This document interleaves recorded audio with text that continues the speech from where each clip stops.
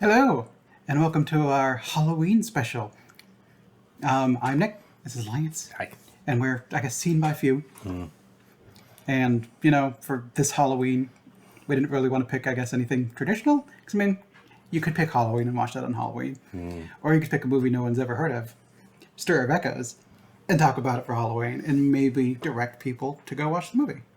So, If you're cool, you've seen this movie. yeah, it came out at a time that I think it was easily missed. So I think people might have missed this movie. And at least as the time of recording, it's on Freevee. So if you've got Amazon Prime or just, I guess, you can just go to Freevee. You can watch it with ads, and it's fine. You can watch it with ads. It's fine, and it's good enough. Or if you're really cool, you own the DVD just like me. Me too. Is that how you did? You go to Freevee and watch it with ads? I did. So did I, because it's slightly higher quality, because it would be on the internet as opposed to a DVD. Good point. Good point. So I endured the commercials. Yeah, It's fine. but it's tension. Commercial. Hey, I use suppositories. It's Yeah. like, fuck, man. If you can find it in a way that without commercial breaks, it's much preferred. So we will be talking about this movie, so there will be spoilers. I posit that I'm probably going to be bringing up The Sixth Sense. So there might be spoilers about that movie too. So if you've never seen The Sixth Sense, be forewarned. I'm going to bring it up at some point in time, and I'll try not to be fully spoilery with that movie. But at the same time, that movie's old. I'm letting you know now. I'm going to talk about it. There's a bread company at the front of my neighborhood. I always say, I see bread people. All right. There's really not a bread company. There's just no other way to make that work. Okay, anyways. So, yeah. One we've both seen before. For me, multiple times. Have you seen it multiple times? This was probably my 12th or 13th time seeing it. Okay. I guess we'll take that. And Lance, what'd you give? On a scale from 0 to 10, Yes. I would give this movie, I'd give it a 9. Yeah.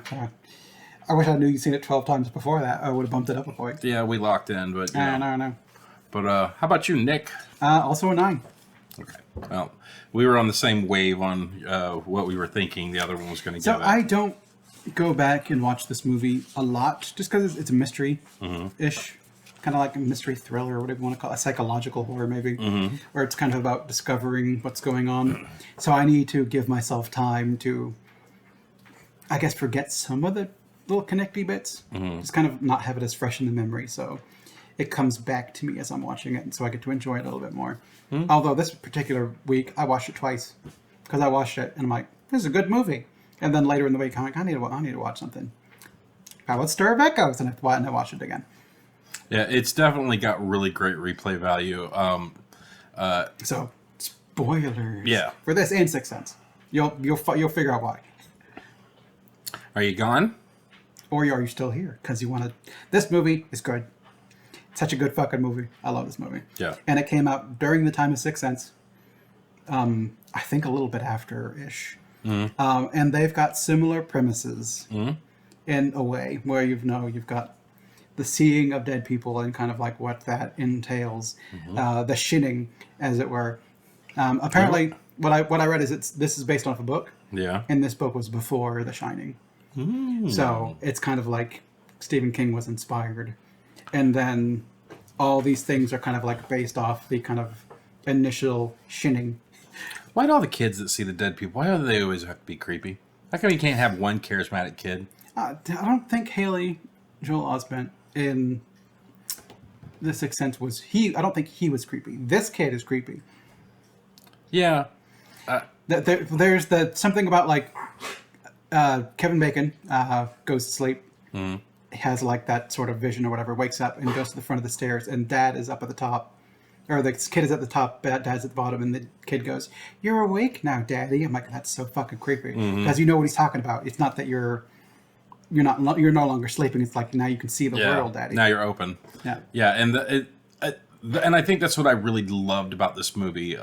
It was just the kid's great, and out of all the stuff that is creepy about this movie, I I still think the two best lines in the movie was, "I don't want to talk about this anymore. It scares mommy." And when he says that, like how adult and how like aware that kid was. He's used to that shit. Yeah, but my other favorite part of the movie, and it gave me chills just thinking about it right now, was, "Don't talk to the boy.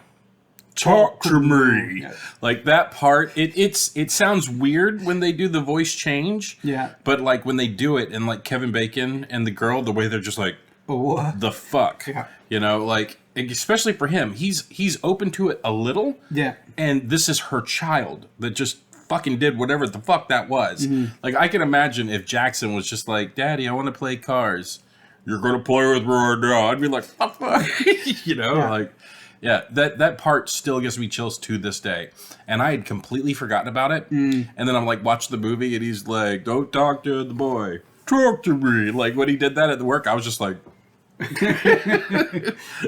That's another one you watched our lunch break. Yeah, so I started a new job. And my boss told me, he was like, there's feast and famine times. There's going to be times when we're, like, really fucking busy. There's going to be times when we're really slow. He was like, when we're slow, find a game.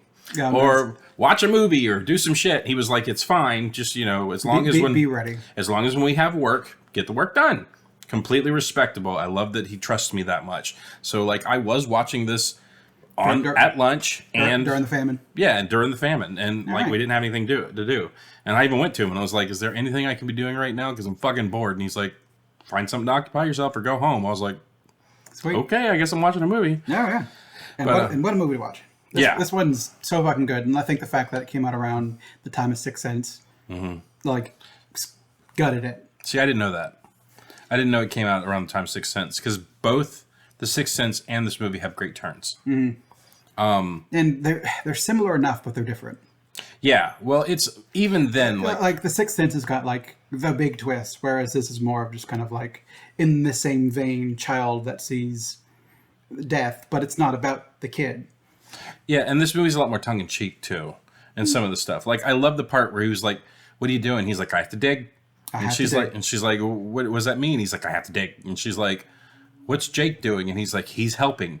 And then he looks at her and goes, "Don't worry, it's not over there." No, yeah. Like that part, it was just great. And then he was like, she's like, "What are you doing now? The water makes it easier." You know, like he was solely on a fucking mission. He's just, it's kind of even that little rant he gave to her, like, "This is the most important thing I've ever had to do." To your wife, who's, you know, pregnant with your second child, it's kind of like, you're like talking down to me or whatever. But still, like, but why can't she get it? But like, yeah, well, it's that thing where this is a whole thing going on, like, and it's on his mind constantly. Like she's constantly berating him or whatever. To the point where like he was. She's making it about them. The ghost was setting it up so that like she could like talk to him like during the cooling of the water and to try to like occupy everyone else so that she could like talk to the. That's the way I took it anyway. Like she's trying to make everyone else busy. Right. So that she can focus solely on Kevin Bacon, and get like him to like listen to her. And see, I saw it that way too. And like even then, some of the stuff that she saw, some of the stuff she witnessed, when she went to the graveyard, the graveyard, like that dude, the cop, I fucking love that character. He's so good. He's only in it for 2 seconds, but I just love how he's just staring at the kid. And she's like, "Is there a problem?" He's like, No problem. That's like, are we allowed to be here? Yeah, everything. He just sounds so friendly. Yeah, and then like she's like, "Are we allowed to be here?" And he's still staring at the kid, and he's like, no, there's no problem whatsoever. There's no problem. Everything's fine. Yeah, and then when he leaves, he's like, "Bye, Jake." Yeah, bye, Jake, and he's like, "Bye, Neil." Bye, Neil. And then the mom's like, looks at the cops and looks back at her son. He's like, "His name is Neil." Like that whole thing was great. But I also love when she goes to the guy's house and she's like, "What's happening to my husband?" Yeah, like I guess it was a store or something like that, where a bunch of people who can see this sort of shit like gather. Yeah, to like talk about it and stuff. The third eye. Yeah, but I just love her. She's like, "You could tell me to leave, but I'm not going anywhere. I'm staying right here." And then he came outside and he was like, she's like, "What's happening to my husband?" He's like, he's got a glimpse. It's like, you know, he's wandering around a dark room with a flashlight that works only every now and then. And she's like, "What about my son?" And he just goes, I love the smile he gets, and he goes, much better flashlight. I fucking love that line. It's so good. Well, also it's kind of like the initial sort of like, what happened to your husband? Like, he have a near-death experience? Did he almost die? Like, did he kill someone? And it's kind of like going through like sometimes it wakes up in people, and sometimes it's there for a little bit, like it happens and then it's gone. But sometimes it's there for your entire life. Yeah, and just the way he gets fished into it, where he was like, he's completely a cynic and a non-believer, and then his sister-in-law basically just says, "You're open. You're just wide open." Yeah. And even him being wide open, like she turned up his volume to fucking 11, and he still just got snips and you know like glimpses. Where his son was just like, he had the shinin, like he was full shinin. What is this shitting over? Is that Simpsons. Simpsons. Okay. Yeah, it's like Hence, like it's The Shining. We say we're referencing The Simpsons when they do it because like, just you have The Shining. No shitting. Do you want to get sued? he's got the shinin. You want to get sued? Yeah. That shit was. And Amber, we did that too when we were talking about it. I was like, yeah, she's like, it's another movie about like the shinin, right? And she's the one that started that. She's like, it's the shinin, right? And I was like, yeah. And I said, good job. We're not going to get sued. But yeah, this movie is fantastic from beginning to end. I think it's one of my favorite Kevin Bacon movies of all time. I think he's awesome. It's up there because I've not seen a bunch of his movies, but I know there's a couple movies of his that I really love. Tremors being one of them. Tremors is a good one. I mean, my dude's got like a huge fucking like repertoire. He's got a huge history career. Like so. Yeah, Footloose is also a good movie. I've not actually seen it. It's not terrible. I'm not going to make you watch it, but it's not great, but it's not terrible. He takes on the adults in religion with dance. It's just like whatever. Yeah. But yeah, it's one of my favorite Kevin Bacon movies of all time. I think he does some of his best acting in it. When she was like when they were at the party and she was like he was like, come on, hypnotize me. And she's like, you're not open to it. It's like, oh yeah, do me. Yeah, no, do me. What's the worst that could happen? You know? But then like when he comes out of it, when all that shit happens to him, he's just like, what happened? And she was like, that was the freakiest shit I ever saw. And like, you know, normally when people hypnotize you, they do stuff like bark like a dog or fucking cluck like a chicken or every time I say this word, you're going to do this. But like she said, I put a pin through the back of your hand and I told you to bleed on one side but not the other. Oh yeah. Like that's something you can't fake. Oh yeah. You know what I'm saying? Oh, it's you know the they show the kind of the pin going through the hand. Apparently that was a stuntman that they came and they put a pin through his hand.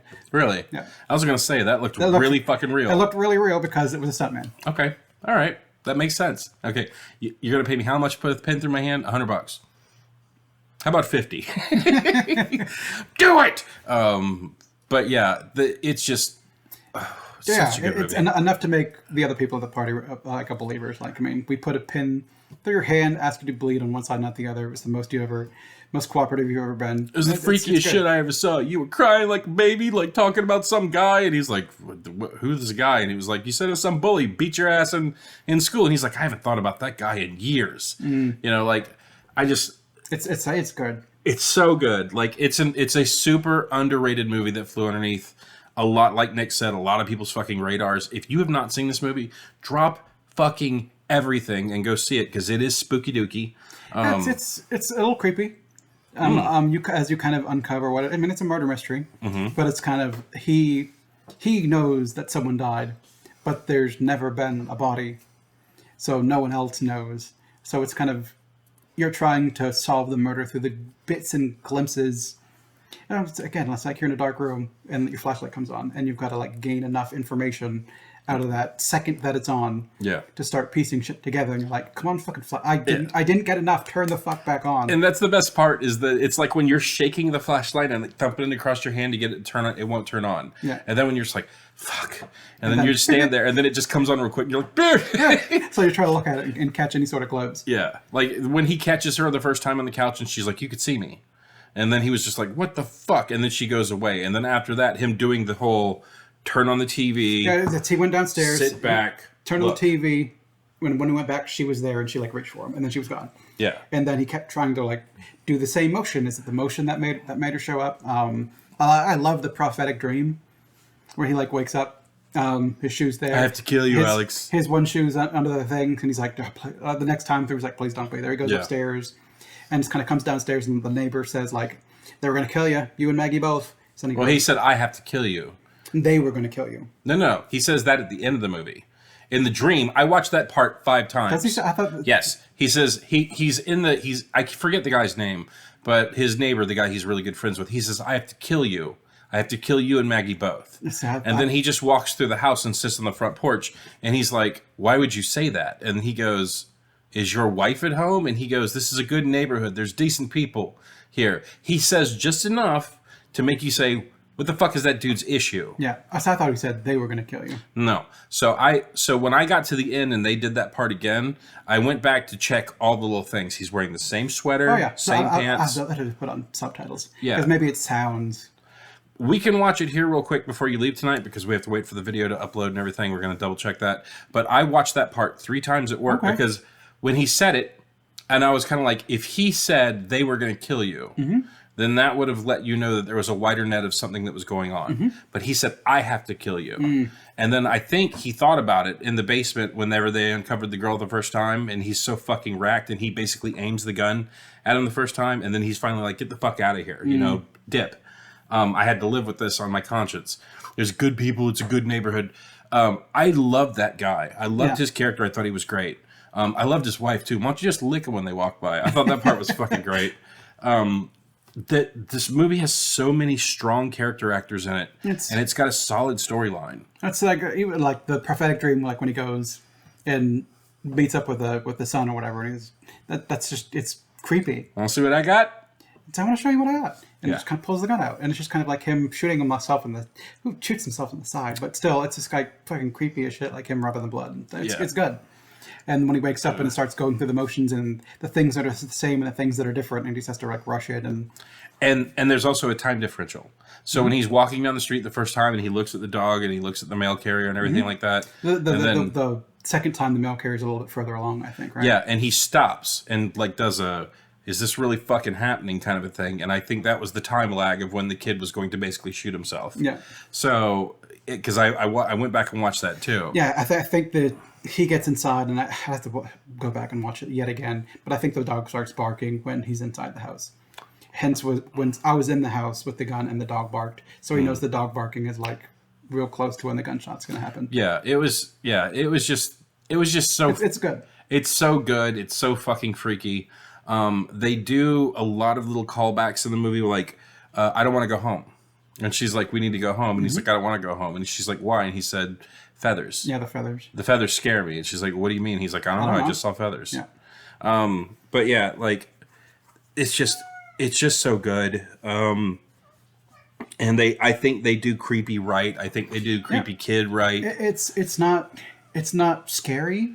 There's a couple like little jumpy bits, and it kind of builds up the tension. I guess it does tension building pretty well. But there's a couple moments when like Maggie's in the bathroom and like opens the medicine cabinet, pulls it back, and there's the ghost. But we see it.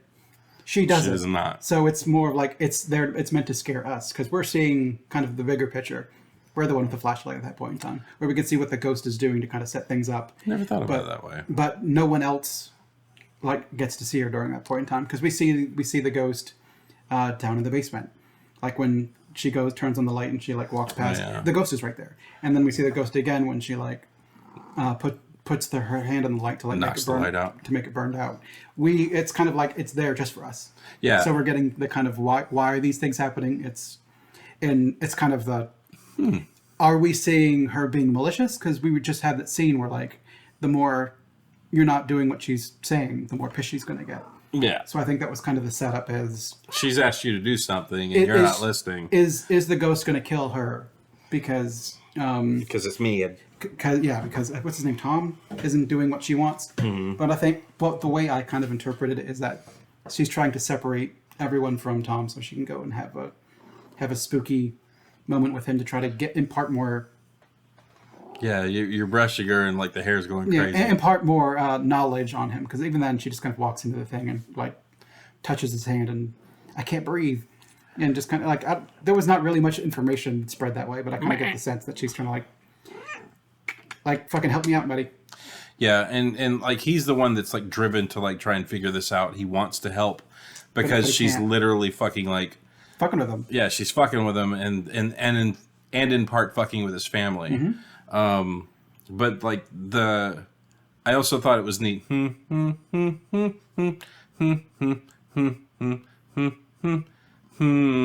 they change it ever so slightly in the beginning of the movie, so you can't really lock in on the tune. Yeah, because it's the kid humming it. Yeah, Then at the end, or in the middle of the movie, when he's playing the guitar, and he's like, "I know that fucking thing," and the kid walks over and like moves his hand, plucks the string, moves his hand, plucks the string, and then you can hear Try that, Daddy. and then you could hear it's painted black. Yeah.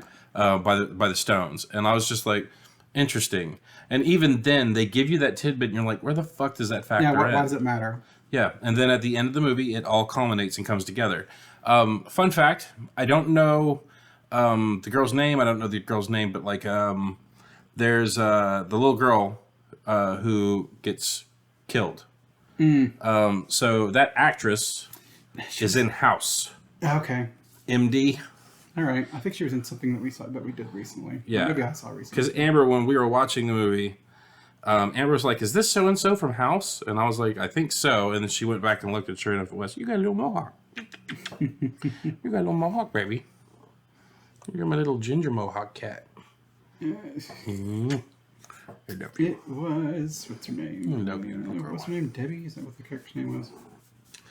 I don't think so. Samantha. Jennifer Morrison. Yes. So I recognized her from How I Met Your Mother. She was Zoe in How I Met Your Mother. If you ever watched the second to last season of How I Met Your Mother. I've seen it all. I just don't remember any of it. So that's how I recognized her. And I guess, was she also like the mom in Once Upon a Time? I don't know. Yeah, well, 137 episodes in Once Upon a Time. Oh, wow.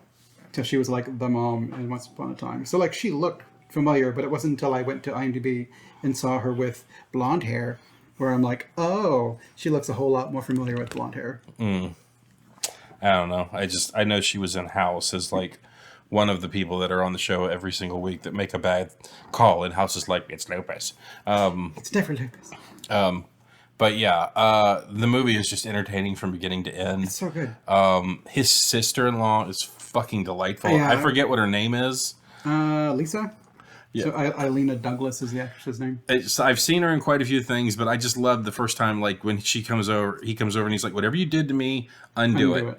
And she's like, "Okay, you're in a theater, the lights go low, that's a good scene. you're in there by yourself." And he's like, "No, someone else is in here." And she's like, "No, you're by yourself." And he's like, "Nope, someone definitely is in here." Mm-hmm. Yeah, like that whole where she's trying to control what's going on and something's happening to him, and she's like trying to pull him back down, and he's getting amped up, and she's like, "Okay," and the words become clear on the scene, and they say, and he's like, she's like, "What do the words say?" And he says, "Dig." And they say sleep. It's like, no, it says dig. Yeah, and then like when he comes out of it and he runs over to the sink and he like pops the drink and he's like chugging the fucking thing, and she's like, "Whoa, that's the craziest thing I've ever seen. Are you okay? Is everything okay? You want a beer?" That's good. It was just, and she tells him like, you kind of like came up here and abruptly. I'm a little high right now. We smoked a big fatty. Yeah, That's good. Yeah, like that. Just her sister's fantastic. Plus, I also like the line whenever they're walking the first time and she's talking to the sister-in-law is talking to the sister, and she's like, "At least he's fucking interesting now. He was real fucking one note, but at least he's interesting now." And it was like, what you call interesting is fucking destroying my home, like from her sister's point of view. Because he's like a man fucking obsessed, and she doesn't completely, she's seen some shit, but she doesn't completely understand what she's seeing. Yeah. And so you're adjacent to the people who are going through the weird shit. You're not part of it yourself. Yeah. And then it has a turn where you get a scene with the one dude who makes the comment in the fucking thing. You think he might be the bad guy. Then you get the second turn. Like, the movie is just, it does a really good building upon the storyline. Character actors in the movies are fantastic. I don't think there was any bad acting in the movie. No. For a movie that probably did not do very well in the theaters. I really don't. I don't know offhand. I don't know either. All I know is it's a movie that when I do happen to think about movies that are in like my top 50 or whatever, Stir of Echoes is definitely in my top 50. And I always tell people, please watch it. Yeah. It's like when I found out when Amber and I got together and I was like, "Have you ever seen The Thing?" And she's like, "No." And I was like, "Oh, Yeah. We're watching this shit." I don't know. See, The Thing is fucking amazing. Oh. And while I enjoy this movie probably as much, I don't know that it's as good of a movie. But also, I don't know. It's that psychological horror. It's kind of that sort of in your head sort of thing. Whereas I think The Thing is probably infinitely rewatchable. I need time to watch this one again, but I do like rewatching this movie. Oh yeah, It's interesting. It's really well done, and it's just kind of like going through it again, kind of seeing like that him trying to piece it together in his mind. It's kind of like watching it again. You get to see like what all the little bits mean. Mm-hmm. and it's good. It's a good watch. It's a good second watch. Oh yeah, no, it's. I would highly recommend this to anyone. If you've never seen the movie, I'm begging you.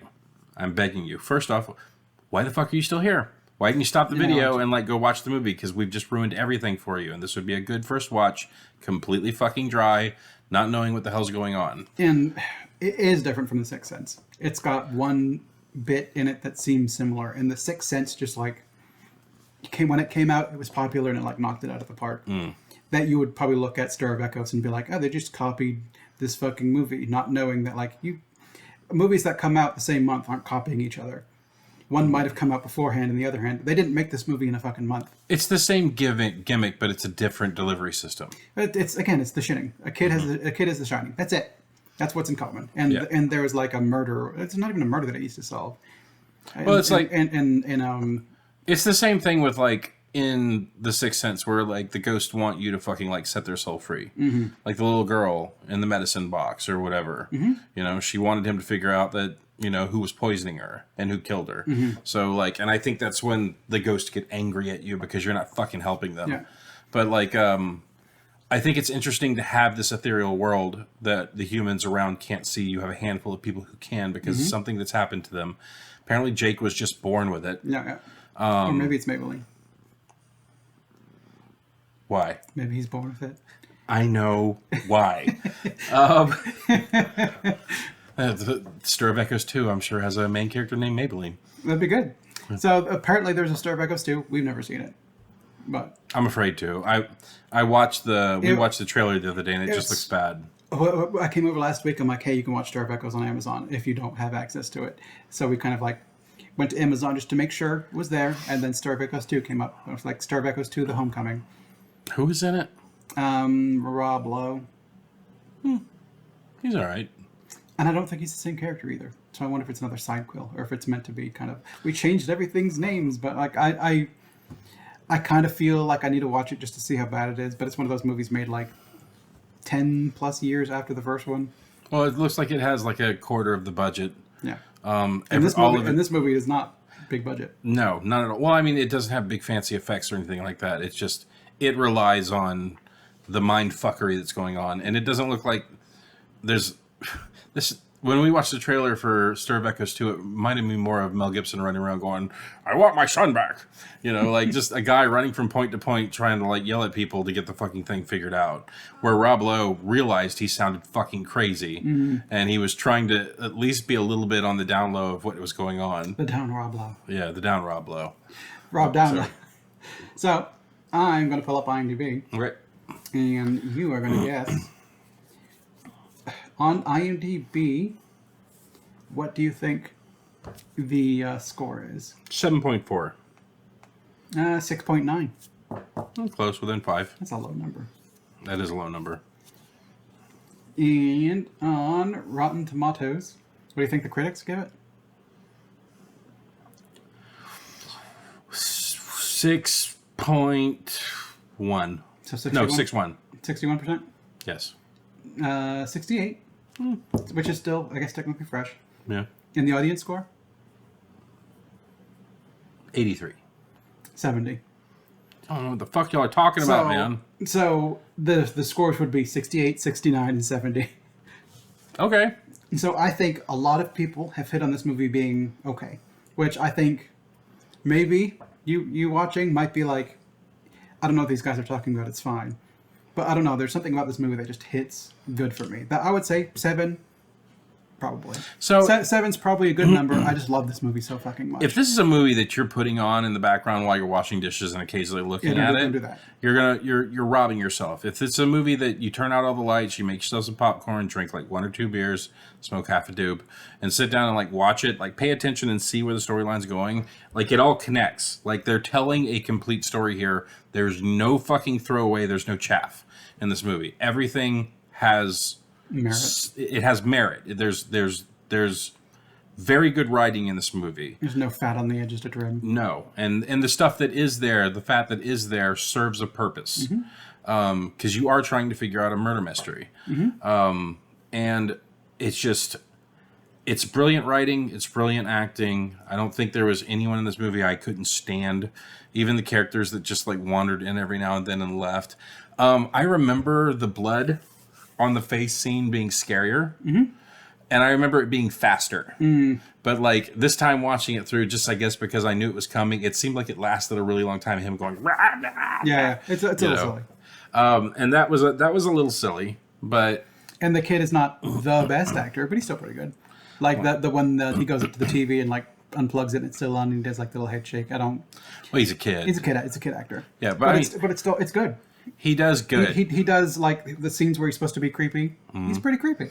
Well, it's like also I think one of his best things was when he was like, come on, Jake, come on, tell us what you saw, like please, and then he does the whole clap in his face and he's like, look, like pay attention, talk to me, and then the kid does the whole thing where he like stares at the mom, mm-hmm. and he looks back at dad and goes, I don't want to talk about this anymore. It scares mommy. Scared mommy.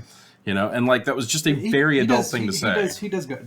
Yeah. I don't think he's the best child actor. He's not. He's far from the worst. He's good. There's not a lot of great child actors. I know it's hard. But like Haley Joel Osment mm-hmm.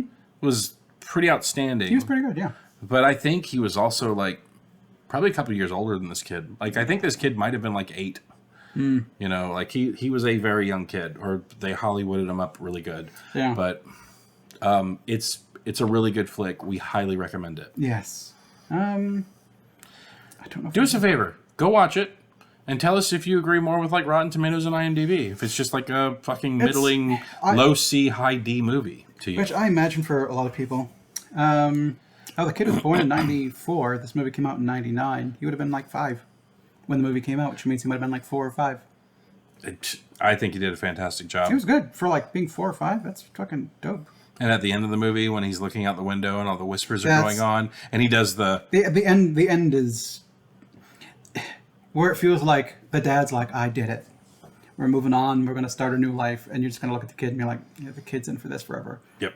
And it's kind of got that sort of upbeat, but at the same time, kind of like. And his fucking mom went to the support group and didn't even tell him about it. I know, seriously. Other people that understand what he's going through and could have helped him. And she's just like, I'm going to go and see if my husband's crazy. So either these people are crazy and they're giving me information that I can act on, but I'm not going to tell my husband and my kid about it. So Haley Joel Osment would have been 11 or 12? Like 11-ish. He was born in 88. Sixth Sense came out also in 99. Okay. So he had twice the amount of time to have been a good child actor. And I think, like, The Sixth Sense is good. Mm-hmm. Oh, it's very good. It's got a great twisty twist. And I know it's been the Sixth Sense twist has been ruined for every fucking body. I would imagine so, but also, yeah. I mean, I watched that movie knowing the twist, and it kind of made the movie less fun for me. But at the same time, it's still a good movie. Oh yeah. And I think it has outshone The Sixth Sense. I think they're comparable. Whereas, I don't know. I didn't find The Sixth Sense to be as engaging. It's got like you're following kind of like the man and the child in that one, and you're kind of getting like 2 different aspects to what's going on. Whereas in this one's kind of like we're following the dad, and we're kind of like following his journey through it, and occasionally getting like how it's affecting the mom and how it's affecting the kid. But it's a much more focused story on one kind of character, and I don't know. It's interesting. I really like this movie. What, the Stir of Echoes? I really like this movie. Yeah, no, this movie's fantastic. And we're not here to talk about Stir of Echoes, like Nick said.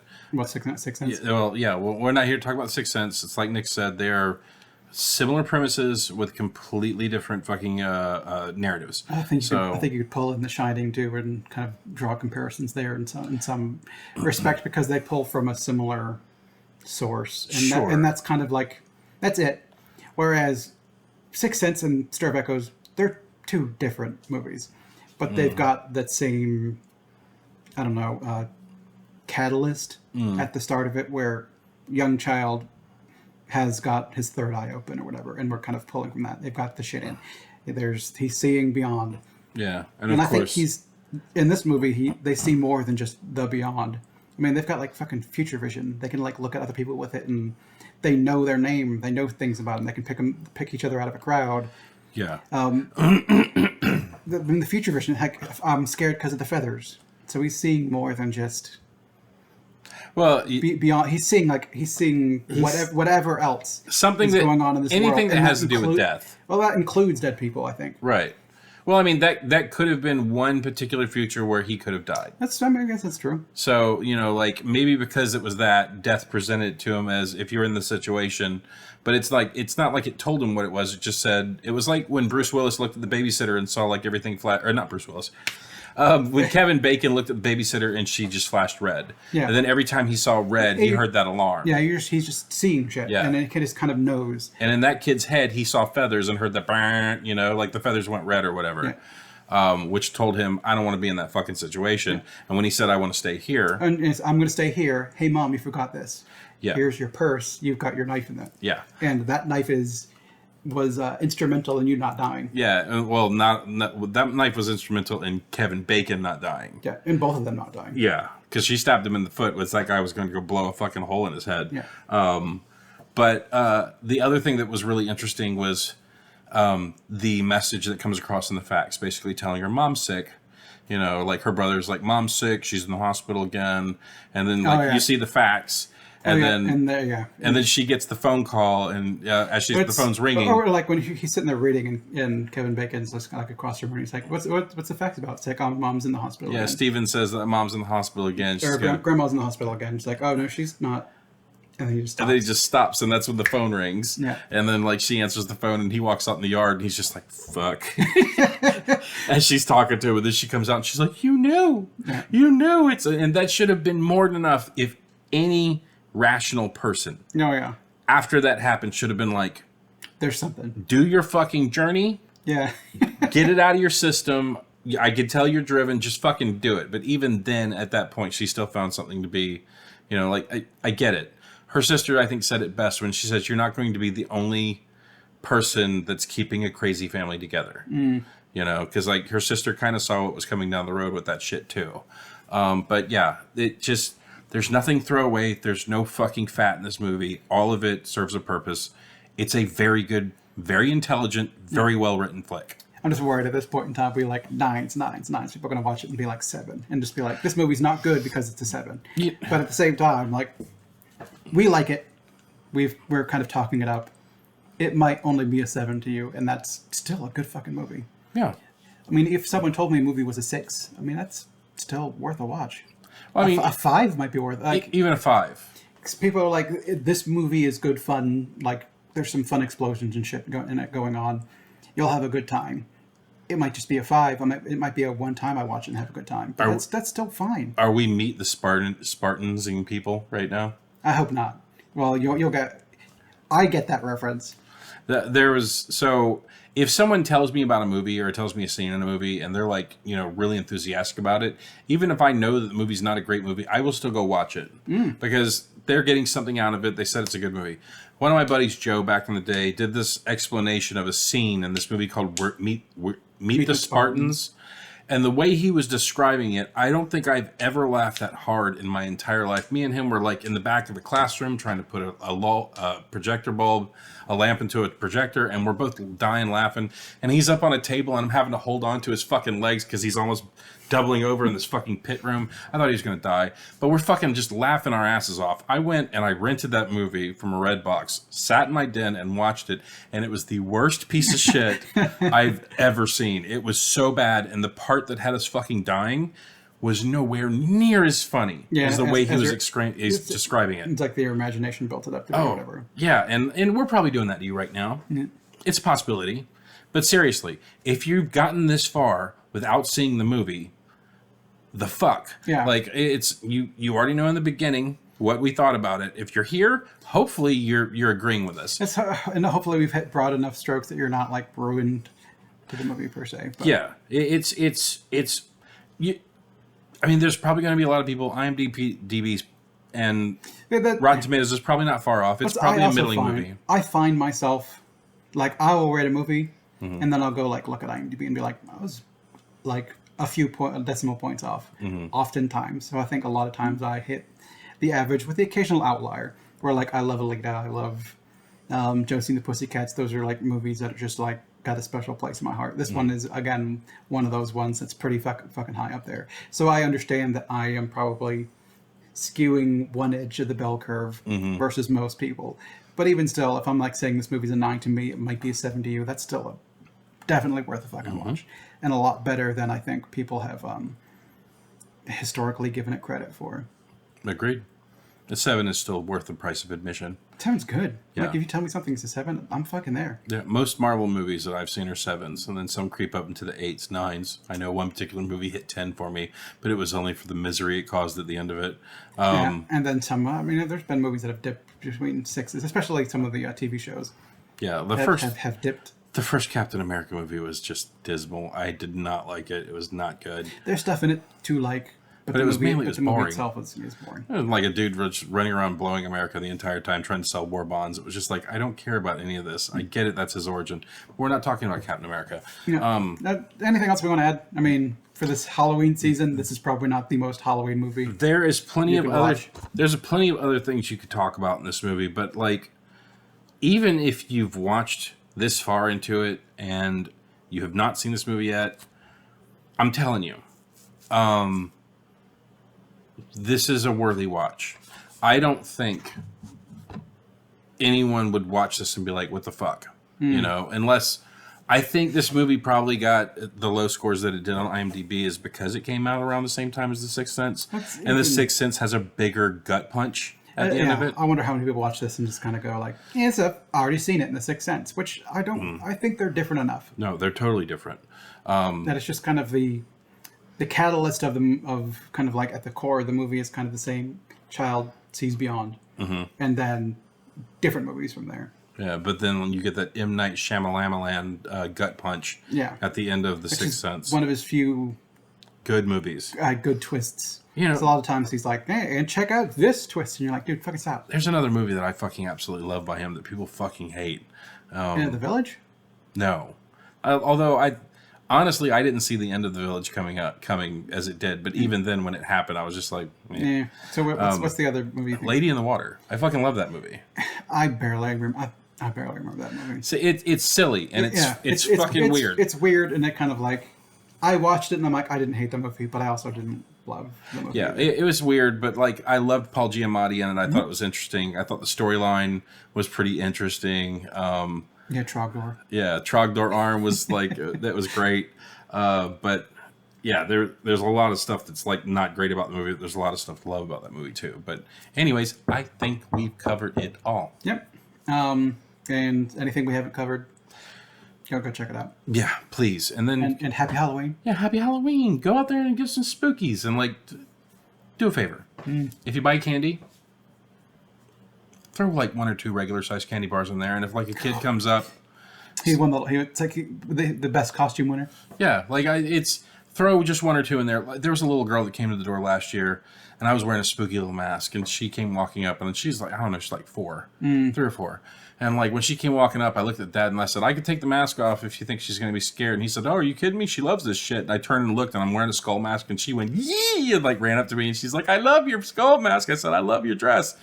And like I poured half the thing into her bag just because she was so fucking adorable. And now I do buy the fun size stuff. I buy all the fucking like bulk candy from like, Which seemed like they've been getting smaller and smaller. yeah, from Wally World. Yeah, I loved it when Snickers had like the little, I thought it was funny. Some guy was like Snickers, and then you had the fun size which just said little Snickers, and now it's just a fucking S. It's one of the letters that spell Snickers, so you can make maybe a whole candy bar if you spell the fucking Snickers. But yeah, I do a thing where I'll hand out at least 3 pieces of candy in each one because it's fun size. I want them to get plenty of candy. Yeah.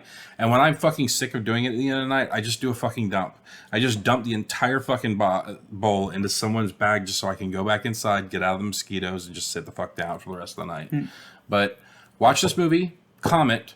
Tell us other movies in the vein of this movie that you think are very good that you'd like us to see. And I'd like to see some more psychological horrors. Yeah. Like the mystery sort of, ooh, what's going on? Those are fun. We love twisty twist movies here. So, give us a twisty twist that you think's very interesting. There's movies that are fun to like go on the ride with, even if they end up not being like horrors, but like just kind of, I know there's plenty of movies like that I've not really taken a huge, there was that Jim Carrey one that I've like never really Is it number the 13 or something? number 20, 23? Or something. Like, there's a bunch of those sort of movies that I've not really seen. And think- give us some of the spooky variety. Yeah. Some murder mysteries would be fun. Have you ever seen Memento? I don't think so. I've seen bits, but I don't think I've seen all of it. Okay. I think I have it because I think it was one of my brothers. I know you watched a lot of the Derek comedy stuff, right? What, Derek? With Don Glover in it. Don Glover used to be in a group called Derek Comedy Group or something like I that. don't think I've heard of it. Oh, I got something to show Nick when we turn this camera off. Anyways, comment below. Happy Give Halloween. us a movie. Happy Halloween. We have a new series called Yeah Okay, or we'll just watch whatever the fuck you want us to watch. I'll squeeze them in occasionally. Yeah, we'll try. We have things that we want to do, but we also want to hear from you. Yep. Happy Halloween. Get the fuck out of here. Bye, everybody. Have fun.